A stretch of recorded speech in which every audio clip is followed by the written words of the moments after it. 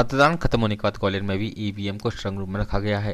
ग्वालियर के महारानी लक्ष्मीबाई कॉलेज में स्ट्रांग रूम बनाया गया है, जहां ग्वालियर जिले की 6 विधानसभा सीटों के 1662 मतदान केंद्रों की ईवीएम जमा की गई है। ईवीएम कड़ी सुरक्षा व्यवस्था के बीच रखी गई है। यहाँ पैरामिलिट्री फोर्स के साथ ही ग्वालियर जिला पुलिस बल के जवान तैनात हैं। वहीं निर्वाचन और प्रशासनिक अधिकारी मॉनिटरिंग के लिए 24 घंटे तैनात हैं। ग्वालियर जिले के 6 विधानसभा के 90 प्रत्याशियों की किस्मत ईवीएम में बंद हो चुकी है। अब 3 दिसंबर को ईवीएम खुलेगी, तब नतीजे सामने आएंगे। तब तक इस स्ट्रांग रूम में सुरक्षा व्यवस्था चाक चौबंद है। वहीं पार्टी प्रत्याशी समर्थकों ने भी डेरा जमा लिया है। यहाँ का जायजा लिया हमारे सहयोगी ने।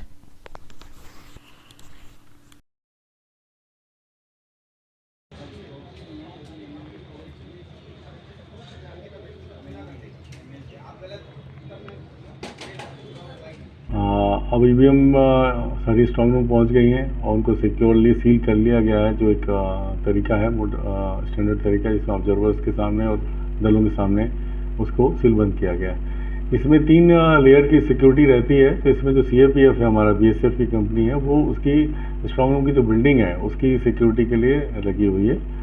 उसके बाद जो कैंपस है उसको एसएफ उसको कॉर्डन करके सेकंड कॉर्डन उसका लगा है, और बाकी फिर उसमें जो कैंपस है पूरा, उसमें आने जाने के रास्तों पे जिला पुलिस का बल लगा है। इसमें 2 डीएसपीओ की ड्यूटी लगाई गई टर्न बाय टर्न, तो लगातार सुपरविजन करेंगे और इसका सुरक्षा का ध्यान रखा जाए। सीसीटीवी कैमरे भी कई जगह है, स्क्रीन भी लगाई है जो प्रत्याशी के लोग देखेंगे, उसके लिए सर क्या? हाँ, एक निष्पक्षता और ट्रांसपेरेंसी के लिए ये लगाया जाता है कि ताकि कभी किसी को कोई डाउट है तो उसको वॉच कर ले। तो इसमें राजनीतिक दल के लोगों को कहा भी जाता है कि अपने व्यक्ति वहाँ रख सकते हैं फुल टाइम, जितना उनको 24 घंटे रखना है तो रखें, ताकि कोई बात हो तो अपनी शंका समाधान कर लें और ये ट्रांसपेरेंट रहे कि इसमें किसी तरह की छेड़छाड़ नहीं हुई है।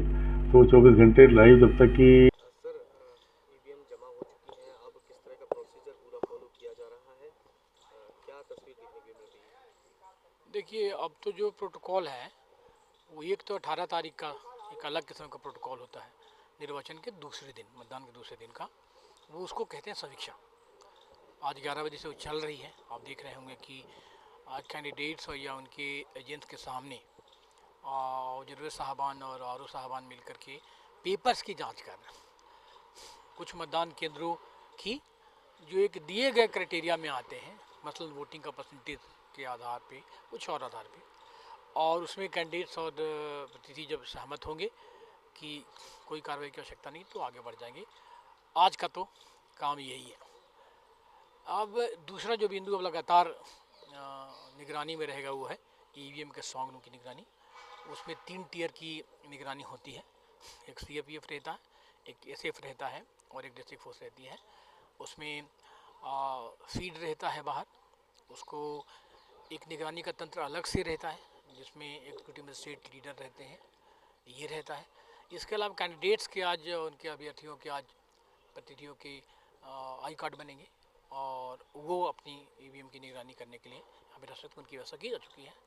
ये लगातार व्यवस्था रहेगी। जो कोई भी वहाँ आएगा अंदर, अधिकृत व्यक्ति, वो भी लॉग बुक में एंट्री करेगा और बाहर से ऑफकोर्स इसकी निगरानी अपनी प्रतिनिधियों की जो टीम है इनके कैंडिडेट्स की, वो करती रहेगी। उनको भी फीड मिलेगा और उनको टीवी पे देखने को मिलेगा कि क्या अंदर के कोई मोमेंट तो नहीं। जिस तरीके से बीएसपी प्रत्याशी पर कल रात में हमला हुआ था, उनके जरिए नौगांव पोलिंग में रीपोलिंग की मांग की गई है, कुछ ऐसी मांग जो है प्रत्याशियों के जरिए की जा रही है, उससे भी समीक्षा हो रही है।